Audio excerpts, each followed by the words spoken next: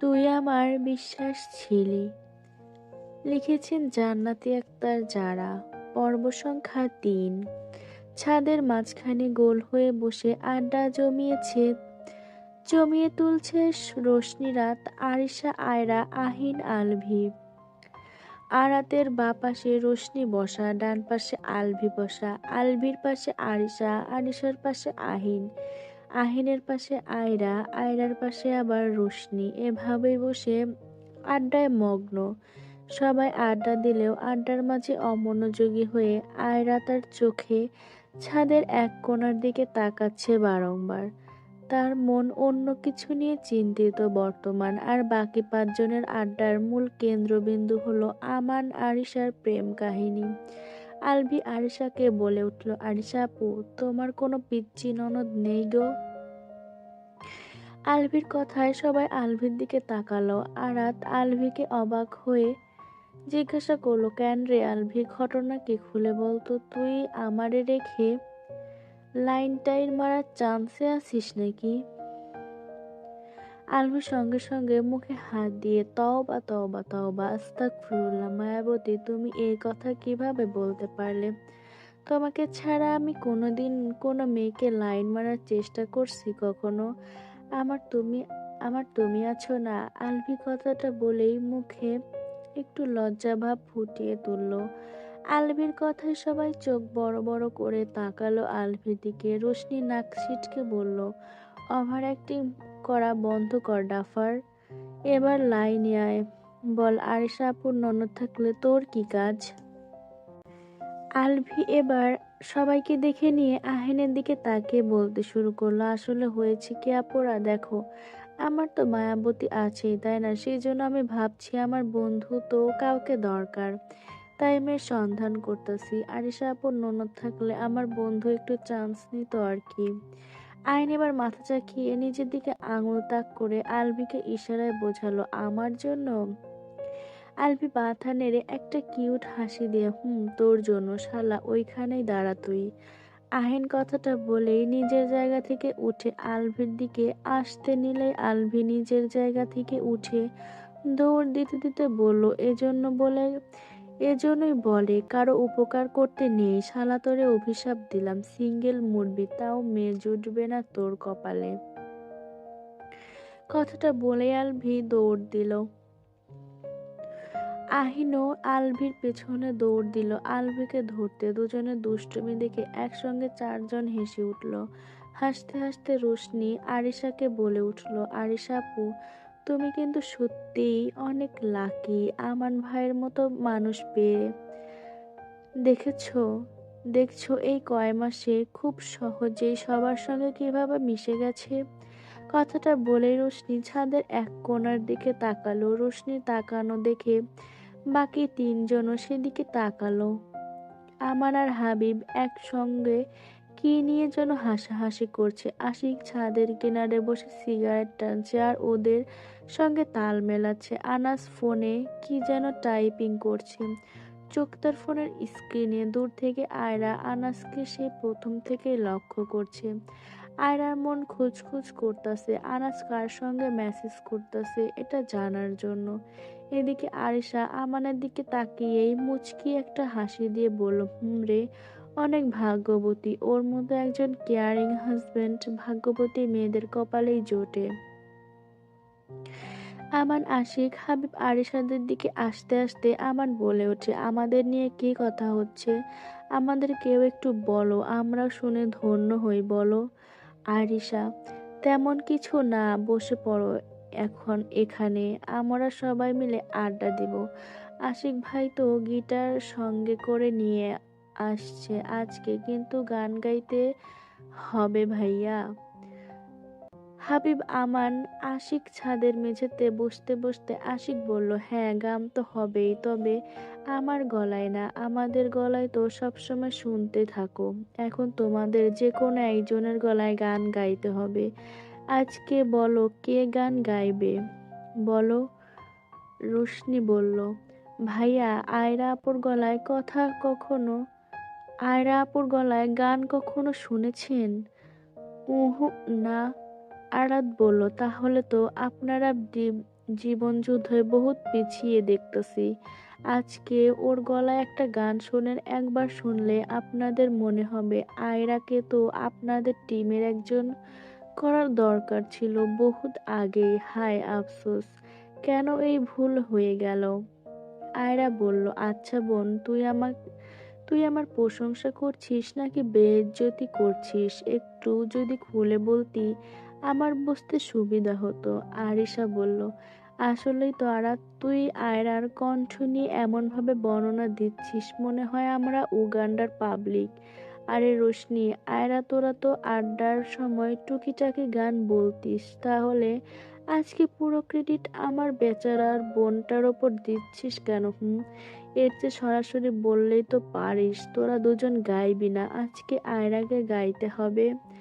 আয়েশার কথার মধ্যে রোশনির ফোনে মেসেজ টুংটাং শব্দ শোনা গেল। রোশনি পাশ থেকে ফোনটা হাতে নিয়ে দেখতে মুখে মুচকি হাসি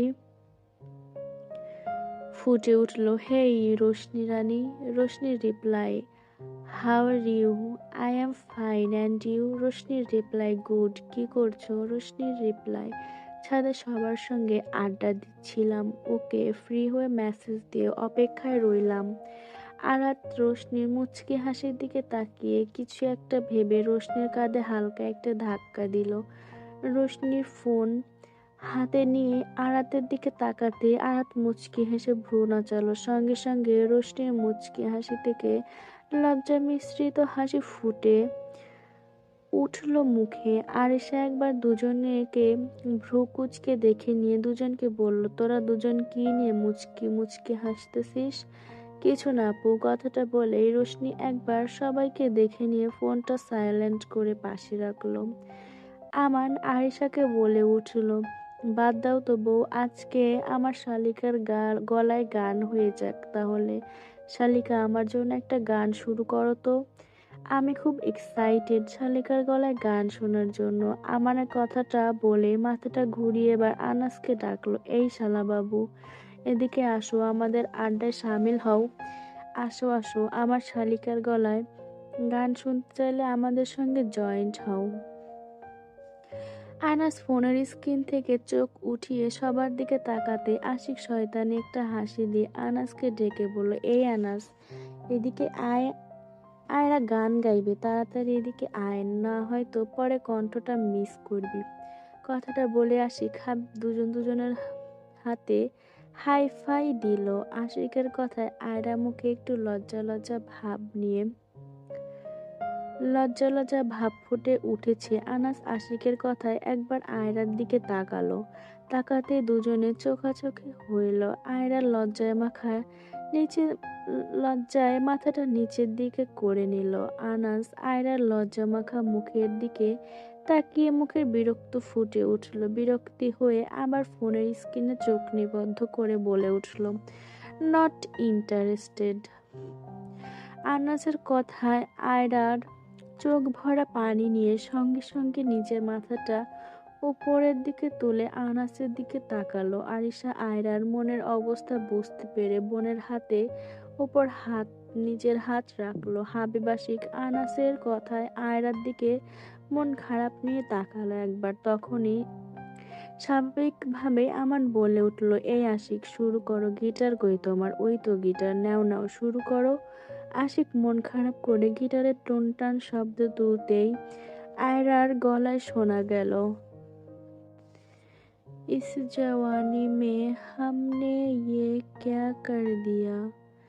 আনাস এবার ফোনের স্ক্রিনে চোখ রেখেই কান খাড়া করলো। আয়রা আনাসের দিকে তাকিয়ে গেয়ে উঠল, ইশকে মে তেরে খুদ কো ফানা কর দিয়া। আনাস এবার অবাক হয়ে সরাসরি চোখ তুলে তাকালো আয়রার মুখের ওপর। আয়রা আনাসের চোখে চোখ রেখেই গেয়ে উঠল, মে তু তুঝ মে হি হে হু, তু না মুঝ মে রাহা। আয়রা আর আনাসের চোখের দিকে তাকিয়ে থাকতে পারলো না। চোখে পানি গাল গড়িয়ে পড়ার আগেই গানের লাইনটা শেষ না করেই আয়রা ছাদ থেকে দৌড়ে নিচে নেমে গেল। সঙ্গে সঙ্গে আশিক গিটারটা ছাদের মেঝেতে রেখে দিল। হই হুল্লোড়, ছাদটা নিমেষেই নিস্তব্ধ, পরিবেশে ঘিরে গেল। সবাই চুপচাপ কেমন যেন নীরবতাকে সঙ্গী করে নিয়ে নিল। আশিক আনাসের দিকে তাকিয়ে দেখল আনাস তখনও আয়রার দৌড়ে চলে যাওয়ার দিকে তাকিয়ে আছে। সঙ্গে সঙ্গে আশিকের মুখে তাচ্ছিল্যের হাসি ফুটে উঠল। আরাত নিজের ভাইয়ের ওপর অসন্তুষ্ট হয়ে তাকিয়ে রয়েছে। আরিশা কিছুটা মুখে রাগ রাগ ভাব। আমান শুধু অবাক চোখে চেয়ে থেকে সবাইকে লক্ষ্য করছে। হাবিব মেঝের দিকে চুপচাপ তাকিয়ে আছে। এসব কিছু লক্ষ্য করে রোশনি পরিবেশটা স্বাভাবিক করতে বলে উঠল, এই চল রে, নিচে চল, অনেক তো আড্ডা হইল। কাকিমণিরা একা একা কাজ করতেছে, চল নিচে চল। এই আরিশা আপু, চলো নিচে যাওয়া যাক। আমানের দিকে তাকিয়ে, ভাইয়া আপনিও চলেন নিচে, বড় আব্বুরা আসছে, বড় আব্বুদের সঙ্গে কথা বলবেন। এখন তো সন্ধ্যা লাগছে, হয়তো শপিং থেকে ফুপু ফুপিও চলে আসছে। আমার মাথা নাড়িয়ে হ্যাঁ বলার আগে আরিশা আগে আগে কাউকে কিছু না বলে নিচে চলে গেল। আরাত একবার রাগ নিয়ে নিজের ভাইয়ের মুখের দিকে তাকিয়ে সেও নিচে নেমে গেল। ওদের পিছনে পিছনে আমান চলে গেল। রোশনি একবার হাবিবার আশিকের দিকে তাকিয়ে চোখের ইশারায় এদিকে সামলাতে বলে সেও নিচে চলে গেল। তখনও আনাস সিঁড়ির দিকে তাকিয়ে। এইবার হাবিব মেঝে থেকে উঠে আনাসের দিকে এগিয়ে গিয়ে বলে উঠল, এভাবে না বললেও পারতি, মেয়েটা কষ্ট পাইছে। আনাস দরজার থেকে চোখ ঘুরিয়ে একবার হাবিবের দিকে তাকালো। স্বাভাবিক হওয়ার ন্যায় বলল, তো আমি কি করব? বুঝেও অবুঝের মতো করছিস কেন? মেয়েটার চোখের ভাষা তুই বুঝতে পারছিস না, নাকি ইচ্ছে করে বুঝতে চাইছিস না? যেখানে আমরা আমাদের কথা বাদ দে, তোর ছোট্ট বোন আরাত পর্যন্ত মেয়েটার প্রতি দুর্বলতা বুঝতে পারে, তোর প্রতি দুর্বলতা বুঝতে পারে, আর তুই তো অবুঝ, তাই না? একটু রাগ নিয়ে কথাটা বলে উঠল হাবিব। আনাস বিরক্তি নিয়ে বলল, তোরাও তো আবেগে গা ভাসাচ্ছিস। আরে ভাই, ওর বয়সী বা কত, 17। 17তে মাত্র পা দিল। এই বয়সে এমন পাগলামি করবেই, তাই বলে আমিও ওর পাগলামিতে নাচবো নাকি? হ্যাঁ, আজব। কথাটা বলে আবার ফোনের দিকে তাকালো আনাস। হাবিব এবার আনাসের ফোনটা কেড়ে নিতে নিতে, কি তখন থেকে ফোন ঘোটাঘুটি করছিস? এখানে তোকে আমরা একটা ইম্পর্টেন্ট কথা বলছি, আর তুই ফোন নিয়ে পড়ে আছিস। কার সঙ্গে এত চ্যাটিং করছিস দেখি? কথাটা বলেই ফোনটা কেড়ে নিয়ে ফোন চ্যাটিংগুলো দেখতে লাগলো হাবিব। বাজেন আব্বুকে ফোন দে আমার, তোদের ইম্পর্টেন্ট কথা আমার জানা আছে। সেই তো ওই ইডিয়েটকে নিয়ে শুরু করবি। পাগল মেয়ে একটা, পড়াশোনা বাদ দিয়ে সারাদিন উপন্যাস নিয়ে পড়ে থাকে, আর উপন্যাসের ক্যারেক্টারগুলোকে বাস্তবে রূপান্তরিত করতে এসব উদ্ভট পাগলামি করে বেড়ায়। আর দেখ কি অদ্ভুত ভাবে তোরা সবগুলো মিলে ওই পাগলের পাগলামিকে উৎসাহ দিচ্ছিস, যেটার ভবিষ্যতে ক্যারিয়ারে প্রবলেম হয়ে দাঁড়াবে। দেখবি তার প্রমাণ দেখবি তার প্রমাণ। এই যে কিছুক্ষণ আগে চোখ ভরা পানি নিয়ে নিচে চলে গেল না, দেখবি 30 মিনিট না যাইতেই তার আবেগ কোথাও একটা হারিয়ে গেছে। সেই আবেগকে খুঁজতেই আবার আমার পিছে পিছে তার উদ্ভট পাগলামি শুধু হবেই। বিরক্তি ভাব নিয়ে আনাস কথাগুলো শেষ করতে আশিক ছাদের মেঝে থেকে উঠতে উঠতে রাগে গলায়, হ্যাঁ, সেজন্যই তো তোর মেয়েটার প্রতি এতটা অবহেলা। আনাস আশিকের দিকে তাকিয়ে বলল, মানে? আশিক তাচ্ছিল্য হাসি দিয়ে, মানে বুঝিস না? একটা মেয়ে তোকে ভালোবাসে, এটা তুই আবেগ বলে উড়িয়ে দিচ্ছিস। বাহ বাহ, কি লজিক তোর! কি বলতো আনাস, একদিন দেখবি এই আবেগগুলোই তোর অবেলার কারণে কুরে কুরে খাচ্ছে তোকে। এই পাগল আয়রা পাগলামি দেখার জন্য ছটফট করবি, দম বন্ধ হয়ে আসবে, তখন সব তোর সাধ্যের বাইরে চলে যাবে। এখন যাকে বয়স অল্প বলে দূরে ঠেলে দিচ্ছিস, তাকে নিজের কাছে পাওয়ার জন্য মরিয়া হয়ে উঠবি, কিন্তু সেই দিন আফসোস করা ছাড়া তোর কোনো অপশন থাকবে না। আনাস আশিকের দিকে চেয়ে আছে। আশিক একটু দম ফেলে নরম গলায় পুনরায় বলতে শুরু করলো, তুই শুধু মেয়েটার পাগলামি দেখতাছিস, কখনো পাগলামির আড়ালে মেয়েটাকে খেয়াল করেছিস? তাকে বোঝার চেষ্টা করছিস? তুই তো ভাগ্যবান রে, মেয়েটা শুধুমাত্র তোর জন্য পাগলামো করে, কই আর কারোর জন্য তো করতে দেখি না। আরে ভাই, উপন্যাস জগতের মেয়েরা এক পুরুষে আসক্ত হয়, তাদের চাহিদা শুধুমাত্র তার শখের পুরুষের। যত্নশীল হতে হবে, তাদের ভালোবাসতে হবে, আগলে রাখতে হবে, অবহেলা না। কি বলতো, ওরা যেমন শখের পুরুষের জন্য পাগলামি করতে জানে, তেমনি শখের পুরুষের অবহেলায় অভিমান করে দূরে থাকতে জানে। তুই আয়রাতকে বলছিস ও কিছুক্ষণ পর আবার আগের মতো তোর পিছে পিছে ঘুরবে, তাই না? হ্যাঁ, ঘুরবে, তোকে মানাতেও চেষ্টা করবে, তোর ভালোবাসা পাওয়ার চেষ্টা করবে। ওরা খুব করে ভালোবাসার জন্য নিজেকে ছেঁচড়া প্রমাণ করে, কিন্তু কি বলতো, যতক্ষণ পর্যন্ত ওদের সম্মানে দাগ না লাগছে ততক্ষণ পর্যন্ত নিজেকে আটকাবে না, শখের পুরুষের কাছে ছেঁচড়া হয়ে পড়ে থাকতে রাজি। দিন শেষে দেখবি ওরা অবহেলা পেতে পেতে অভিমানে হারিয়ে যায়। একবার তাদেরকে হারিয়ে ফেলে ফিরে পাওয়াটা খুব কঠিন। সহজে পাওয়া ভালোবাসাটা সময় থাকতে আগলিয়ে রাখ, না হয়তো সারা জীবনের জন্য হারিয়ে ফেলবি। আশিকের দৈর্ঘ্য কথাটা পাত্তা না দিয়ে আনাস তাচ্ছিল্য হাসি দিয়ে ব্যঙ্গ করে বলল, মেয়েদের সঙ্গে ফ্লার্ট করা ছেলেটাও আজ আমাকে জ্ঞান দিচ্ছে। অনেক উন্নতি হয়েছে দেখছি। এতটা উন্নতি কবে থেকে হইলি রে বলতো? ফ্ল্যাট করতে করতে কারো প্রেমে পড়লি নাকি? রাতের মধ্যে এতটা পরিবর্তন হয়ে গেলি। Good good. কথাগুলো বলতে বলতে হাবিবের থেকে ফোনটা কেড়ে নিয়ে, কি পাইলি ফোনে? কি আর পাবো, তোদের দুই ভাইয়ের বিজনেস কথোপকথন ছাড়া। মাঝখানে বেচারা আদিলটা ফেসে গেছে চেপায়। আচ্ছা, তোরা দুই ভাই কি মানুষের কাতারে পড়স না? না, আমাকে তুই বল, তোরা তো মানুষ তাই না? তাহলে তোদের কাউকে ভালোবাসতে কি প্রবলেম? তোদের মন বলতে আসলে কি কিছু আছে? তোকে আর কি বলবো, তোর আইডল তো তাকবীর তালুকদার। শালা জিন্দেগি বেকার। হে আল্লাহ, আমার কপালে খুঁজে খুঁজে এই তার ছেঁড়াদেরকেই বন্ধু হিসাবে লিখতে হয়েছিল তোমায়। শেষ হয়েছে তোদের বকবক। ভাই, আমি বুঝি না, ছেলে হয়ে যে তোরা এতটা বকবক কিভাবে করতে পারিস। চল নিচে যাওয়া যাক এবার। কথাটা বলেই ছাদের দরজার দিকে হাঁটা ধরলো আনাস। আনাচের কথায় এবার আশিকের ছাদের মেঝে থেকে গিটারটা হাতে তুলে নিয়ে সামনে এগুলো উত্তর করে এগোতে এগোতে উত্তর করে উঠল, আজকে আমাদের কথায় বকবক মনে হচ্ছে, কিন্তু দেখিস একদিন এমন দিন আসবে মেয়েদের সঙ্গে ফ্লার্ট করা ছেলেটার কথা আল্লাহ কবুল করে নেয়।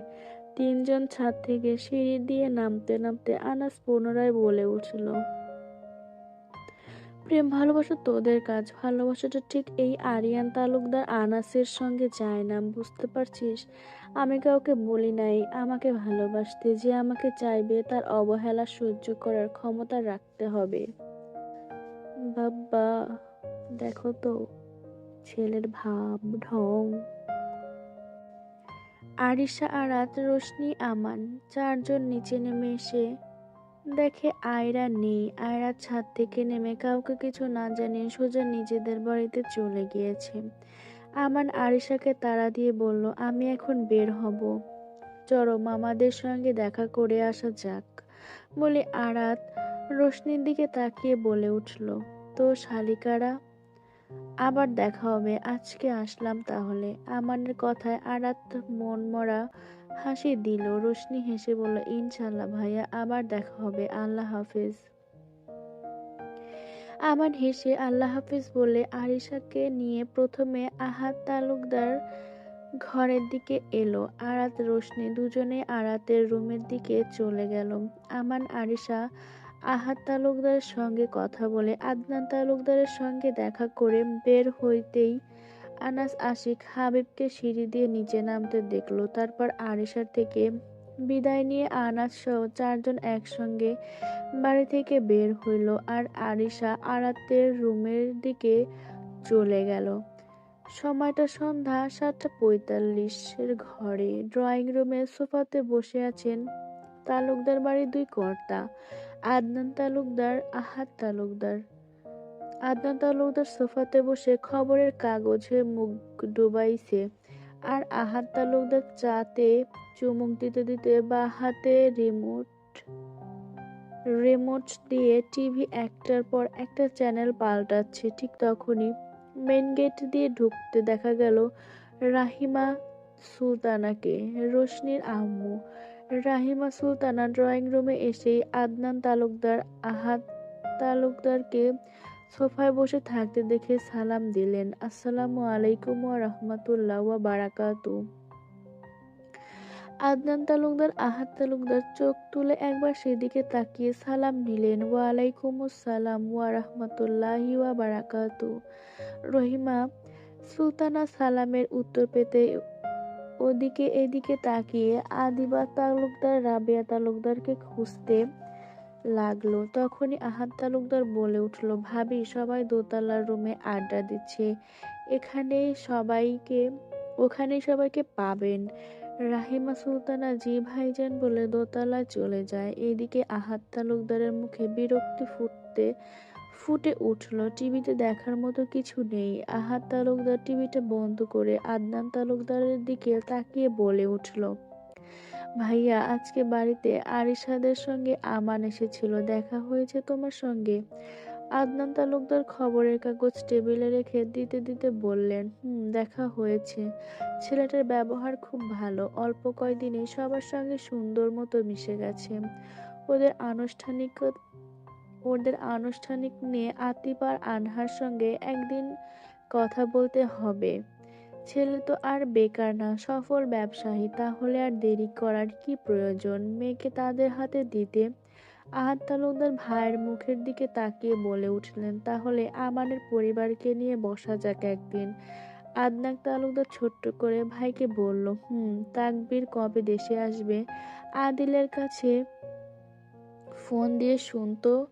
তাকবীর বাড়িতে আসার পরে সবাই মিলে বসা যাবে। আহাদ তালুকদার ফোনটা বের করে আদিলকে ফোন দিতে দিতে বললেন, তোমার ছেলে বাড়িতে থাকলেই বা কি, কবে ওকে বাড়ির বিষয়ে কথা বলতে দেখলে তুমি? ওকে জিজ্ঞেস করলে সোজা বলে দিবে, তোমাদের যা ভালো হয় তাই করো। কথাটা বলতে বলতে আহাদ তালুকদার ফোন লাগাইলেন আদিলের কাছে। আদনান তালুকদার ছোট ভাইয়ের কথায় ছোট্ট একটা দীর্ঘ নিঃশ্বাস ফেলাইল। রাহিমা ভাবি, কতক্ষণ থেকে আপনার জন্য অপেক্ষা করছিলাম, আসেন আসেন, দেখেন শাড়িটা পছন্দ হবে কি না আপনার, দেখেন সবারটা সবাইকে দিয়ে দিয়েছি, শুধু আপনারটা বাকি ছিল। কথাটা বলতে বলতে আনহাসিক শাড়ি হাতে নিয়ে দরজার দিকে এগিয়ে গেল। রাহিমা সুলতানা ঘরের ভেতরের দিকে এগিয়ে গিয়ে হাসি মুখে বলে উঠল, আনহা, তোমার পছন্দের ওপর আর কারো কথা থাকতে পারে নাকি? অনেক সুন্দর হয়েছে। বলে শাড়িটা হাতে নিয়ে দেখতে লাগলো। আনহা শেখ যেই দিন নিজের জন্য শপিং করতে বের হয়, সেই দিন আনহা শেখের সামর্থ্য মতো সবার জন্য কিছু না কিছু নিয়ে আসবেই। তবে কয়েকদিন পর পর আনহা শেখের শপিং মানেই 1-1.5 বছর পর পর। আর বাদবাকি টাইম আতিফ শেখ নিজেই ওনার বউয়ের জন্য মাঝে মধ্যে শপিং করে নিয়ে আসেন। আতিফ শেখ আনহা শেখকে এই বাড়িতে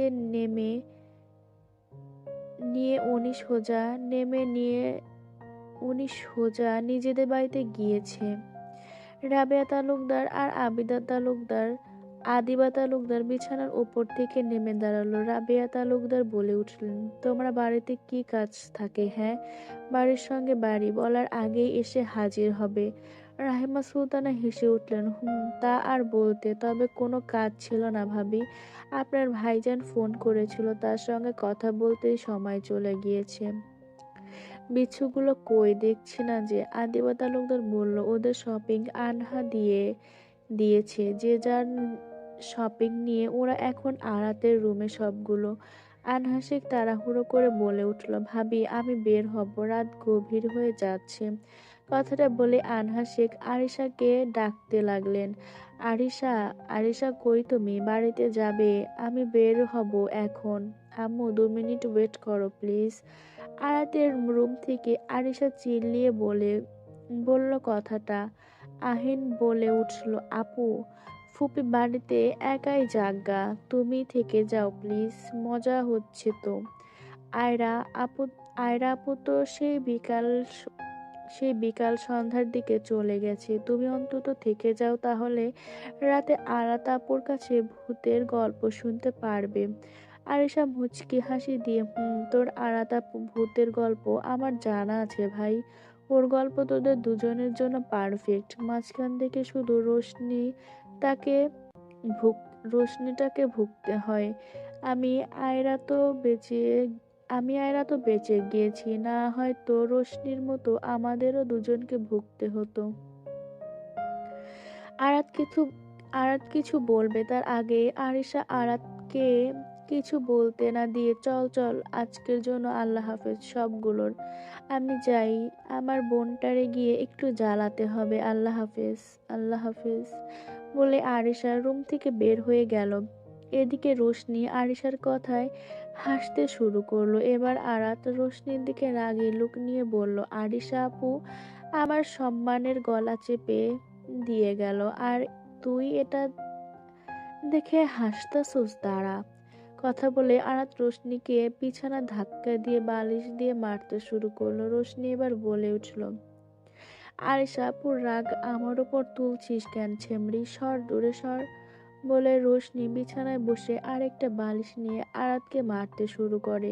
এদিকে আলভি বিছানার কাছে গিয়ে আরাতকে বলে উঠল, মায়াবতী, হচ্ছে না তো, তুমি চাইলে আমি তোমাকে হেল্প করতে পারি, একটা কাজ করো, বিছানায় ঝাড়ু আরাতের দিকে এগিয়ে দিয়ে আবার বলতে শুরু করলো, তুমি বরং এটা ব্যবহার করতে পারো। সঙ্গে সঙ্গে আরাত রোশনি দুজনেই মারামারি বন্ধ করে আলভির দিকে কপাল কুঁচকে তাকালো। আলভি ওদের দুজনের দিকে নিয়ে মুখে ক্যাবলা মার্কা হাসি দিয়ে, ওহো, তোমরা বালিশ দিয়ে মারামারি করতে কমফোর্টেবল তা করছো তাই না? কথাটা বলে হাতে ঝাড়ুটা বিছানায় রেখে দিতে দিতে, আচ্ছা ঝাড়ু থাক, তাহলে তোমরা বালিশ দিয়েই কন্টিনিউ করতে পারো, আমার সমস্যা নেই। বলে আলভি পেছনের দিকে পিছাতে পিছাতে মাথার ইশারায় বোঝালো, কন্টিনিউ কন্টিনিউ। আহিন আহিন দু পকেটে হাত দিয়ে সোফার কোনারে বসে আছে, ভাবটা এমন যেন এখানে কোনো কমেডি শো চলতেছে, আর আহিন হচ্ছে সেই শোর মেহমান। হঠাৎ সোফার একপাশে রোশনির ফোনটা টং টং শব্দ করলো। রোশনি রাত এবার দুজনেই বিছানা থেকে দাঁড়িয়ে নিজেদের জামা কাপড় ঠিকঠাক করতে করতে রোশনি আহিনকে বলে উঠল, এই হাইন, ফোনটা এদিকে দিয়ে যা তো ভাই। আহিন মুখটা অসহায় ফেস করে, আমি পারবো না, আমি পারবো না, আমি পারবো না। ওহো, পারবো না এখান থেকে উঠতে? আমি তোমার ঠেকা পালে নিয়ে যাও, তুমি আমাকে উঠতে বইলো না, হা হা। আরাত আহিনের মতো করে সুর তুলে বলে উঠল, ওলা তুই বহুত শিয়ানা, কথায় কথায় শুধু বাহানা, ও আমার চেলটু চেলা, কথা না শুনলে দিব প্যালা। মায়াবতী, এত রাতে তোমাকে কে মেসেজ দিতাছে গো? তুমি আমাকে ধোকা দিচ্ছ তাই না? কথাটা বলে আলভি এবার একটু কান্নার ঢং করে আয়াতের দিকে আঙুল তুলে গিয়ে উঠল, ও মায়াবতী, মায়াবতী, তুমি অপরাধ করতেছো রে, আমার যত্ন করা ভালোবাসা বাটপার ঠকাচ্ছ যে, আমার ভালোবাসার অনুভূতির মধ্যে কারো ঢোকাচ্ছ রে, তারে পাইলে ইচ্ছা মতো কয়েকটা দিতাম যে হে। রোশনি তিনজনের নাটক দেখে বিরক্ত হইল, চুপ করবি তোরা? এই আলভি, আহিন, রুম থেকে বের হয়ে যা তো। তোরা তিনজন একসঙ্গে থাকলে শয়তানও তোদের আশেপাশে আসতে ভয় পায়। কথাটা বলেই রোশনি ওদের দুজনের হাত ধরে রুম থেকে বের করে দিচ্ছে। আহিন আলভি বের হতে হতে আহিন বলে উঠল, এই রোশনি আপু, তুমি হয়তো আমাকে খেয়াল করো নাই, আজকাল আমি আগের থেকে আর ভণ্ডামি করি না, কেমন যেন ভদ্র হয়ে গেছি। আহিন কথাটা আরাতের কানে পড়তেই আরাত রোশনিকে ডেকে উঠল, এই রোশনি দাঁড়া দাঁড়া। আরাত আরাতের কথায় রোশনি দাঁড়িয়ে গেল। আহিন আলভির মুখে হাসি ফুটে উঠল। এই তো তাদের লিডার, তাদেরকে অপমানের হাত থেকে বাঁচাবে এখন। আরাত ওদের কাছে এগিয়ে এসে রোশনির হাত দুজনের হাত থেকে ছাড়িয়ে নিয়ে আরাত আলভি আহিনের ঘাড়ে হাত রাখলো। রোশনি বিরক্ত চোখে নিয়ে তাকালো তিনজনের দিকে, আর আলভি রোশনির দিকে একটু ভাব নিয়ে তাকাতেই আরাত আহিনকে বলে উঠল, তুই ভদ্র হয়ে গেছিস। আহিন মুখে দুষ্টু হেসে হাত দিয়ে ইশারায় দেখিয়ে, এই তো থোড়া থোড়া। আহিনের কথা শেষ হইতেই ঠিক সেই সময় আরাত দুজনের ঘাড় ধাক্কা দিয়ে ঘর থেকে বের করে দিতে দিতে বলে উঠল, দেখছিস রোশনি, ঠিক এভাবেই এই ভদ্রলোকদের সম্মান দিতে হয়। বলেই ঘরের দরজা ভেতর থেকে বন্ধ করে দিল। রোশনি হাসতে হাসতে আরাতের শরীরের ওপর গড়াগড়ি খাচ্ছে। আরাত বিরক্তি হয়ে, ম্যাম আপনার হাসা শেষ হইলে চলেন, আপনার নাগর ওয়েট করতেছে আপনার মেসেজের রিপ্লাইয়ের জন্য। এদিকে দরজার সামনে দাঁড়িয়ে আহিন আলভি বলল, দেখছিস আলভি তোর মায়াবতী কতটা বিশ্বাসঘাতক। আলভি দরজার দিকে তাকিয়ে হাতের আঙুল দরজার দিকে তাক করে আবার একটু নাটকীয় ভঙ্গিমায় বলতে শুরু করলো, তুমি বিশ্বাসঘাতক ঘাতটা বিশ্বাসঘাতটা করো না মায়াবতী, বিশ্বাসঘাতকতা করো না মায়াবতী, তুমি শুধু আমারই। আহিন আলভিকে টেনে নিয়ে যাইতে যাইতে, তোর মায়াবতী অভিনয়ের জন্য সেরা রে। এই আলভি কই যাস, দাঁড়া এখানে। আহিন আলভির ওইখানে দাঁড়িয়ে পড়লো। আনহা শেখ আর আরিশা কিছুক্ষণ আগেই নিজেদের বাড়িতে চলে গিয়েছে। তারপর থেকে রাবেয়া, আদিবা, রাহিমা তিনজন মিলে রোশনিকে নিয়ে কথা বলছিলেন। তখনই আহিন আলভিকে দরজার সামনে দিয়ে যাইতে দেখে রাহিমা সুলতানা আলভিকে ডেকে বললেন, আলভি নিজের মাকে দেখে গাল ফুলিয়ে বলে উঠল, আম্মু চলো বাড়িতে যাব, এখানে আর কি এক মিনিটও থাকবো না। কেন, কি হয়েছে আলভি বাবা, তুমি কি কোনো কারণে রাগ করেছো? আহিন তোমাকে জ্বালাচ্ছে? আমাকে বলো একবার, ওর কান মলে দেবো একদম। কথাটা বলতে বলতে রাবেয়া তালুকদার আহিন আলভির দিকে এগিয়ে আসলো। আহিন মায়ের কথায় গাল ফুলিয়ে বলে উঠল, তোমাদের মেয়েরা করে দোষ, নাম হয় আহিন আলভির সব দোষ। আদিবা তালুকদার এগিয়ে এসে, কেন আরাত রোশনি কি করেছে তোমাদের সঙ্গে? আহিন আদিবা তালুকদারের দিকে তাকিয়ে বলতে শুরু করলো, জানো কাকিমণি, আমরা সবাই মিলে আড্ডা দিচ্ছিলাম, হঠাৎ একটা ছেলের ফোন এলো। আমি ফোনের কাছে ছিলাম বিধায় ফোনটা রিসিভ করলাম। জানো তারপর কি হয়েছে? রাহিমা, রাবেয়া, আদিবা তিনজনই আহিনের দিকে প্রশ্নবোধক চাহনি দিয়ে, কি হয়েছে? আলবি আহিনের দিকে হা হয়ে তাকিয়ে আছে।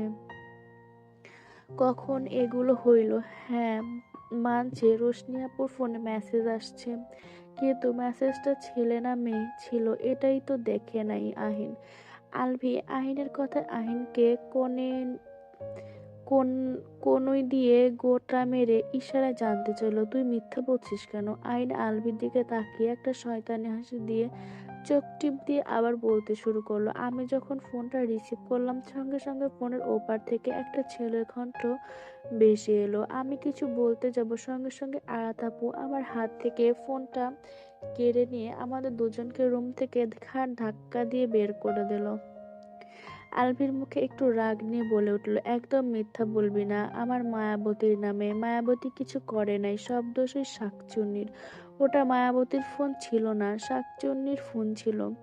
আহিন এবার আলভিকে দাঁতে দাঁত চেপে, তুই একটু সবসময় বেশি বুঝোস, ফোনটা যার হোক না কেন, ছেলেটা ইম্পর্টেন্ট। আলভি আহিনের কথা বুঝতে না পেরে বোকার মতো বলে উঠল, তুই কিভাবে জানলি এটা ছেলে মেসেজ ছিল? আলভির কথাটা আহিন মুখে ভোলা ভালা হাসি। আলভির কথাতে আহিনের মুখে ভোলা ভালা হাসি। মা কাকিদের দিকে তাকালো। আহিন মিথ্যা কথা বলছিল এটা যে মা কাকিমণিরা এতক্ষণে বুঝে নিয়েছে। আহিন ক্যাবলা মার্কা হাসি দিয়ে আলভির মাথায় একটা গাঁট্টা মেরে বলে উঠল, আরে বলদ, আমি মজা করছিলাম এতক্ষণ। মা কাকিদের দিকে তাকিয়ে হাসার চেষ্টা করে আবার বলে উঠল, কিচ্ছু বোঝে না।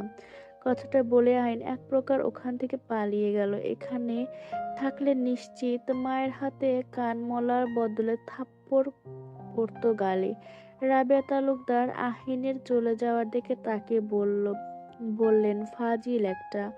রাহিমা সুলতানা আলভির কাছে গিয়ে আলভির গালে হাত রেখে, এই যে সারাদিন বড় বোনকে শাকচুন্নি শাকচুন্নি বলে রাগাস, যখন রোশনি যখন রোশনি কানাডা চলে যাবে তখন কার সঙ্গে ঝগড়া করবি শুনি? আলভি অবাক চোখে বলে উঠল, শাকচুন্নি কানাডা চলে যাবে মানে?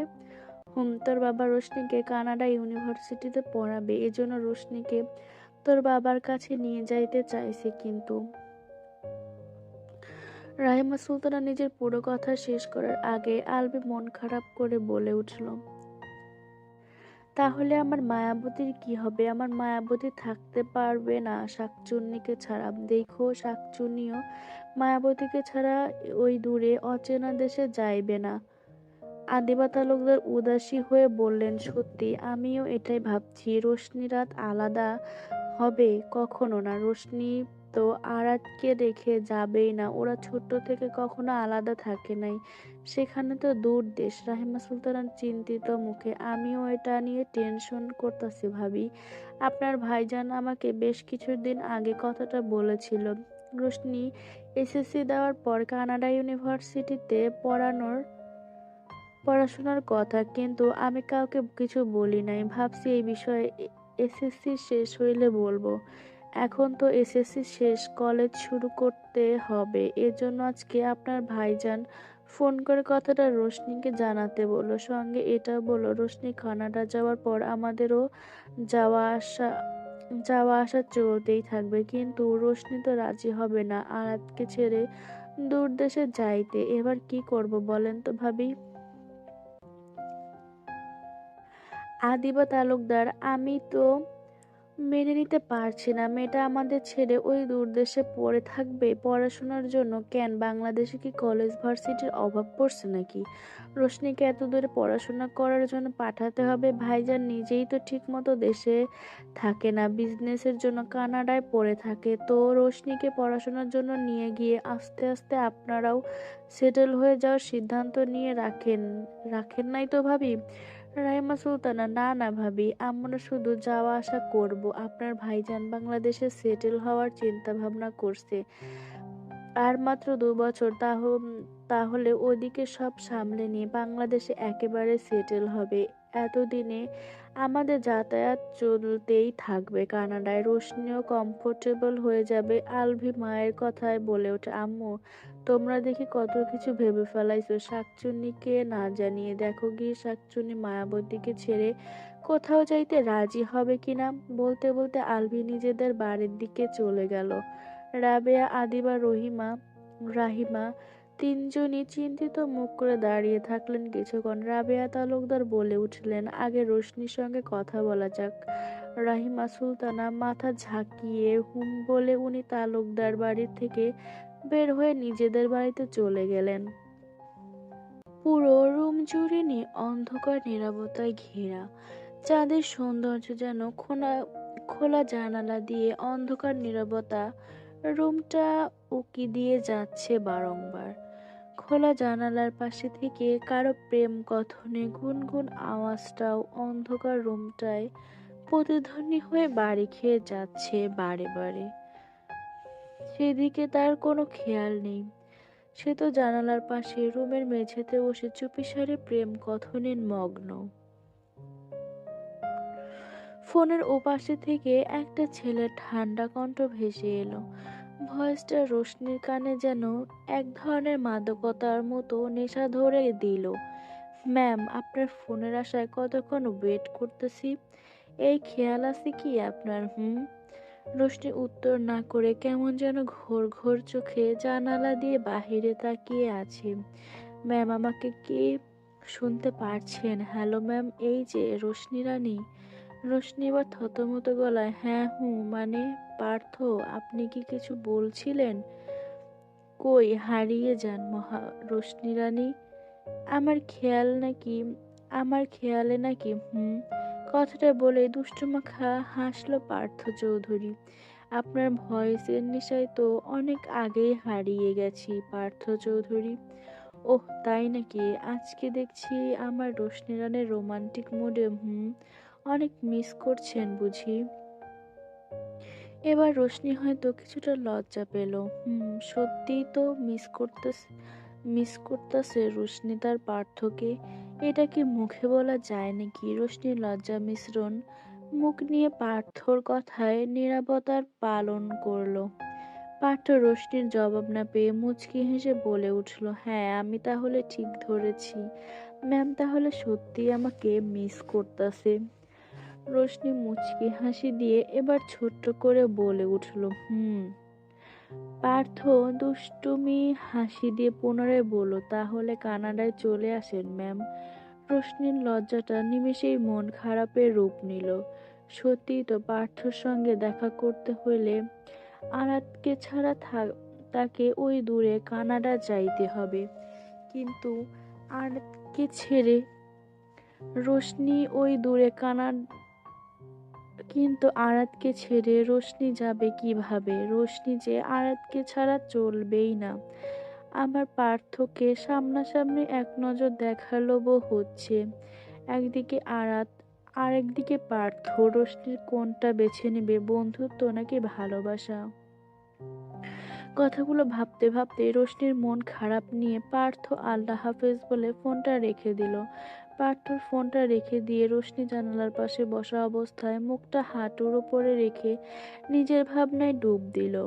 ঠিক তখনই আরাত ওয়াশরুম থেকে তোয়ালে নিয়ে মাথার লম্বা চুলগুলো মুছতে মুছতে বের হয়।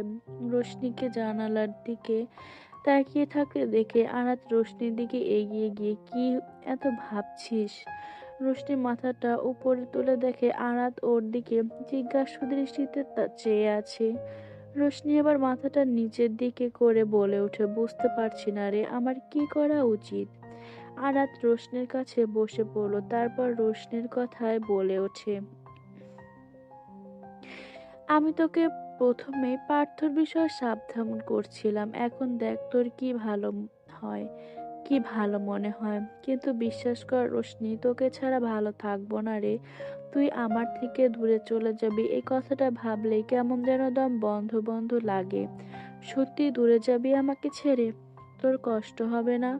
রোশনি আরাতকে জাপটে জড়িয়ে ধরলো। বিশ্বাস কর আরাত, তোকে ছাড়া থাকার কথা আমি কখনো ভাবি নাই। আমার মনে কখনো এমন খেয়াল আসেই নাই। কিন্তু এখন এখন আমি কি করবো রে, ভেবে পাচ্ছি না রে আরাত। আরাতকে জড়িয়ে থাকা অবস্থায় কিছুক্ষণ চুপ থেকে রোশনি আবার বলতে শুরু করলো, বিশ্বাস কর তুই, আমি ভেসে বেড়াচ্ছি। একদিকে তুই আর একদিকে পার্থকে খুব ভালোবেসে ফেলাইছি রে। ওরে দেখার লোভ আমাকে ভালো থাকতে দিচ্ছে না। ও যদি বাংলাদেশের ছেলে হইতো তাহলে ওকে বাংলাদেশে আনতে পারতাম, কিন্তু ও তো ভিনদেশী, ওর ফ্যামিলি ছেড়ে ও কখনো আমার কাছে আসবে না। কিন্তু আমার যে ওকেও চাই। আমার পরিস্থিতি ঠিক এমন হয়ে দাঁড়িয়েছে, পার্থকে চাইলে তো তোর থেকে দূরে থাকতে হবে। তোর সঙ্গে থাকতে চাইলে পার্থকে সারা জীবনের জন্য হারাতে হবে। এখন আমি কি করবো রে আরাধ্য, বল না। আরাত চুপচাপ জানালার দিকে তাকিয়ে বাহিরে আবহাওয়া দেখছে। আরাত কি বলবে, ওর কি কিছু বলার আছে? সত্যিই নেই। আরাত প্রথমেই রোশনিকে সাবধান করেছিল। ফ্ল্যাশব্যাক, আজ থেকে প্রায় 5-6 মাস আগে একটি রাতে রোশনি ফেসবুক রিল দেখতে দেখতে হঠাৎ একটা মেসেজ এলো, হেই মিস। রোশনি মেসেজটা সিন করে প্রোফাইল পিক ড্যাশিং লুক দেখে ফেক আইডি ভেবে মুখ বেঁকে আবার রিল দেখতে লাগলো। সঙ্গে সঙ্গে আবার সেই আইডি থেকে মেসেজ এলো, পার্থ চৌধুরীকে ignore, good, I am Impress. Roshni এবার মেসেজটা দেখে বিরক্তি হয়ে আরাতকে ফোনটা এগিয়ে দিয়ে আরাতের ফোনটা কেড়ে নিয়ে বলে উঠলো, ফেক আইডি থেকে ডিস্টার্ব করছে, এটাকে টাইট দে। বলেই রোশনি আরাতের ফোন নিয়ে রিল দেখতে লাগলো। আরাত রোশনির উপরে রেগে গেল। রিল দেখার মধ্যে মিনসি নেই। রোশনি আরাতের হাত থেকে ফোনটা কেড়ে নিয়ে নিল। রাগ তো উঠবেই। আরাত রোশনির রাগ মেসেজ দেওয়া ছেলেটার উপরে তুলতে লাগলো। আরাত রাগ নিয়ে মুখ বেঁকে রিপ্লাই করলো, এহ, আই অ্যাম ইমপ্রেস। এই বাডা তুই ক্যাডারে ফেক আইডি থেকে ফাত্রামি করস? সাহস থাকলে রিয়েল আইডি থেকে মেসেজ দিয়ে দেখা, তারপর তোর ফাত্রামি খালাম্মা করে দিমু। হ্যাঁ miss, I am not fake. Arat এবার বিরক্তি নিয়ে বলল, তো কি করব? সেই খুশিতে নাচবো এখন? Believe me, I am not fake. Arat message reply না করে আইডির মধ্যে দেখতে লাগলো। কিছুক্ষণ ঘাটাঘাটি করার পর আরাত রোশনিকে ফোনটা দেখিয়ে বলল, এটা রিয়েল আইডি। রোশনি আরাতের ফোন রেখে দিয়ে হাসি মুখে আরাতের হাত থেকে নিজের ফোন কেড়ে নিয়ে বলে উঠল, কি সত্যি এটা রিয়েল আইডি ছিল? দেখি, দেখা একটু বলে ফেসবুক আইডিটা একটার পর একটা পিক দেখতে থাকলো। আর আরাত রোশনির মুখের উৎফুল্লতা দেখে বলল, এত খুশি হয়ে লাভ নেই, বাটা বাঙালি না, এদের থেকে যত দূরে থাকা যাবে ততই নিজের শরীরের জন্য উপকার। আমি ঘুমালাম, গুড নাইট বলে আরাত ঘুমের দেশে পাড়ি জমাইলো। আর রোশনি ছেলেটার আইডিতে একটার পর একটা পিক দেখতে লাগলো। পরের দিন আবার ছেলেটার মেসেজ এলো। এবার রোশনি সুন্দর করে মেসেজের রিপ্লাই করলো। এভাবে নিত্যদিন টুকিটাকি মেসেজ করতে করতে ফ্রেন্ডশিপ শুরু, তারপর ভালো লাগা থেকে ভালোবাসা রূপ নিয়ে নিয়েছে রোশনির। আয়াত রোশনিকে বোঝাতো, কথা বলিস না, মায়ায় পড়ে যাবি, ছেলেটা তোর জীবনে ভুল সিদ্ধান্ত হয়ে দাঁড়াবে। হ্যাঁ সত্যি, রোশনি কথা বলতে বলতে এই কয়েক মাস পার্থ চৌধুরীর মায়ায় পড়ে গিয়েছে। রোশনির চোখে পার্থর জন্য ভালোবাসা দেখে আরাত আর কিছু বলে না এখন বর্তমান। রোশনি জানালার দিক থেকে চোখ উঠিয়ে আরাতের দিকে তাকিয়ে মুখে মলিন হাসি দিয়ে বলে উঠল, ইদানিং পার্থ আমাকে বারংবার কানাডা সেটেল হতে বলছে, আমার কি করা উচিত আরাত, বল না একটু। আরাত রোশনিকে জড়িয়ে নিয়ে বলে উঠল, মেয়েদের বন্ধুত্ব বাস্তবতার কাছে হেরে যায়, বাস্তবতা যে বড়ই স্বার্থপর। দেখ না, মেয়েদের বন্ধুত্ব অন্তরে থেকে গেলেও শখের পুরুষের সামনে তুচ্ছ। আমি বলবো, বন্ধুত্ব থেকে ভালোবাসার মানুষটা আগে। বন্ধুত্ব সময়ের সঙ্গে সঙ্গে মরীচিকা হয়ে ধরা দিবে, আর ভালোবাসা মানুষটা মৃত্যুর আগ পর্যন্ত পাশে থেকে যাবে। যদি বলিস শখের মানুষের কাছে ধোঁকা মিলে, তাহলে বলবো সে তোকে কখনো ভালোবাসে নাই। দুজনে কথোপকথনের মধ্যে দিয়ে রোশনির ফোন নতুন করে আবার বেজে উঠল। আরাত মাথাটা ঘুরিয়ে সেদিকে তাকালো। রোশনি মেঝে থেকে ফোনটা হাতে তুলে নিতে ফোনের স্ক্রিনে ইংরেজিতে আব্বু নামটা দেখেই আরাতের দিকে তাকালো একবার। আরাত স্বাভাবিকভাবে চোখে ইশারায় ফোনটা রিসিভ করতে বলল। রোশনি এবার ফোনটা রিসিভ করে লাউড স্পিকারে দিয়ে ঠান্ডা গলায় বলে উঠল, আসসালামু আলাইকুম ওয়া রাহমাতুল্লাহি ওয়া বারাকাতু আব্বু। ফোনের ওপার থেকে সালামের উত্তর ভেসে আসলো, ওয়ালাইকুম আসসালাম ওয়া রাহমাতুল্লাহি ওয়া বারাকাতু আম্মু। কেমন আছে আমার আম্মুটা? জি আব্বু, আলহামদুলিল্লাহ। তুমি কেমন আছো আব্বু? আলহামদুলিল্লাহ আম্মু। নিশ্চয়ই আমার আরাত আম্মু তোমার পাশে। আয়রা রোশনির আরাত রোশনির থেকে ফোনটা কেড়ে নিয়ে হাসি মুখে বলে উঠল, হ্যাঁ আঙ্কেল, আমি এখানেই। আর আমার লাইফ একদম ঝাক্কাস চলতাছে। আর আপনি বলুন, আপনার লাইফ কেমন যাচ্ছে? ভদ্রলোক আরাতের কথায় হেসে দিয়ে বলে উঠল, আলহামদুলিল্লাহ আলহামদুলিল্লাহ আম্মু, একদম তোমার লাইফের মতো বিন্দাস যাচ্ছে। আরাত দুষ্টুমি হাসি দিয়ে বলে উঠল, শুধু কি বিজনেস নিয়ে ভাবলে চলবে? একটু আপনার সুন্দরী বউটাকে নজরে নজরে রাখেন, ইদানিং দেখতেছি শুধু ফোনে কার সঙ্গে যেন কথা বলে। আমার তো সন্দেহ হচ্ছে কাকিমণিকে।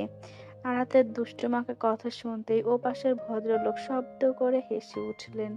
আর রোশনি আরাতকে চোখ পাকিয়ে ফোনটা আরাতের থেকে কেড়ে নিয়ে ফাজিল বলে উঠল। ওপারে ভদ্রলোক হাসতে হাসতে আরাতকে বলে উঠল, আর আমার পাগলি মেয়ে একটা। রোশনি ফোনটা কানে তুলে নিয়ে বলে উঠল, আব্বু ওর কথা বাদ দাও তো, পুরো দিন শুধু বাজে বকে। এভাবে বাবা মেয়ের কথোপকথন চলতেই থাকলো বেশ কিছুক্ষণ। আরাত হেসে ওখান থেকে উঠে এসে বিছানায় বসে পড়লো। রোশনির দিকে তাকিয়ে মনে মনে বলে উঠল, মহান রব্বুল আলামিনের কাছে একটাই চাওয়া, সারা জীবন এভাবেই সুখে থাক। তোকে খুব মিস করবো রে শাকচুন্নি। ঘড়ির কাঁটা সকাল 7:43 ঘরে। আরাত ফজরের নামাজ আদায় করে একটা শান্তির ঘুম ঘুমাইছিল, কিন্তু ঘুমটা হয়তো আহিনের পছন্দ হইল না। আহিন আরাতের রুমের দরজার সামনে দাঁড়িয়ে প্রায় 10-12 মিনিট ডাকার পর কিছুটা সফল হইল হয়তো আরাতকে ওঠাতে। আহিনের ডাকাডাকিতে আরাতের ঘুমের রেশ কেটে যাওয়াতে আরাতের মুখে কিছুটা বিরক্তি ফুটে উঠল। সেই বিরক্তিমাখা মুখ নিয়ে বিছানা থেকে নেমে দরজার দিকে যাইতে যাইতে আহিনের উদ্দেশ্যে, উফ, সাত সকালে আমার মাথা খাইতে হাজির। কি হয়েছে কি? সকাল সকাল ব্রেকফাস্টের বদলে আমার মাথা খাইতে আসছিস কেন? কথাটা বলতে বলতে আরাতের রুমের দরজা খুলে দিয়ে একটা হামি তুলে আহিরের দিকে বিরক্তি চোখে চেয়ে রইল। আহির আরাতের কথা যুক্তি দেখিয়ে বলে উঠল, আজব তো, আমি তোমার মাথায় কেন খাইতে আসবো? তোমার মাথায় ভণ্ডামি ছাড়া খাওয়ার মতো রয়েছেটা কি? মানে কি বলতে চাইছিস তুই?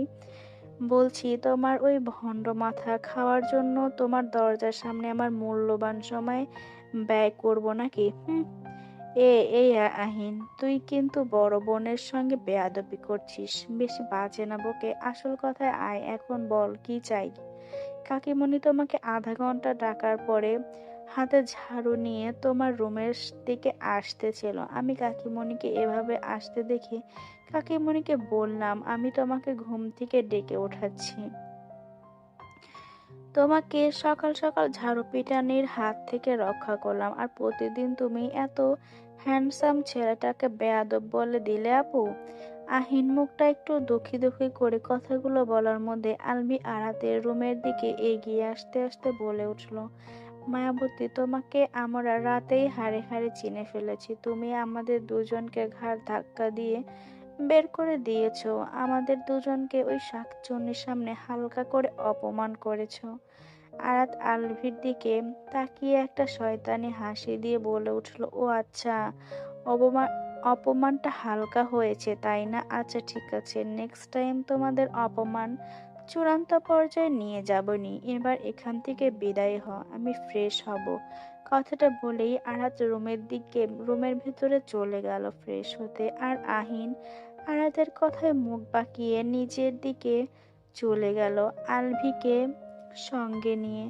আরাত ফ্রেশ হতে হতে বক বক করতে লাগলো, এই 17 বছর জীবনে নিজেকে নিজেই চিনতে পারলাম না, আরেকজন নাকি আমাকে হাড়ে হাড়ে চিনে ফেলেছে। ভণ্ড কোথাকার।